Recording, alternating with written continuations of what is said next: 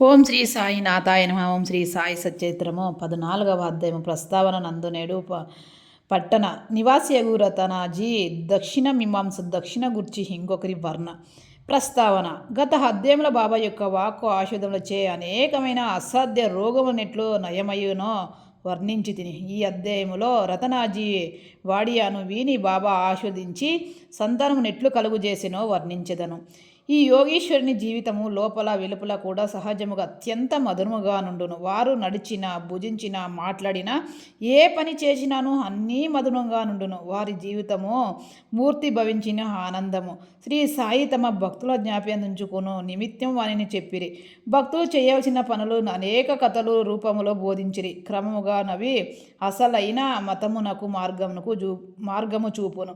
ప్రపంచములోని జనులందరూ హాయిగా నుండవలని బాబా ఉద్దేశము. కానీ వారు జాగ్రత్తగా నుండి జీవిత ఆశయము అనగా ఆత్మ సాక్షాత్కారము సంపాదించాలని వారి ఉద్దేశము. గత జన్మల పుణ్యము కోలాది మానవునకు మానవ జన్మ లభించినది కాబట్టి దాని సహాయంతో భక్తి నవలంబించి దానివల్ల జన్మరహిత్యము పొందవలెను. కనుక మనం ఎల్లప్పుడూ బద్దకించరాదు. ఎల్లప్పుడూ జాగ్రత్తగా నుండి జీవిత ఆశయము దాని ముఖ్య ఉద్దేశమైన మోక్షమునకు సంపాదించవలెను. నిత్యము సాయిలీలను వినినచో నీవు శ్రీ సాయిని చూడగలవు.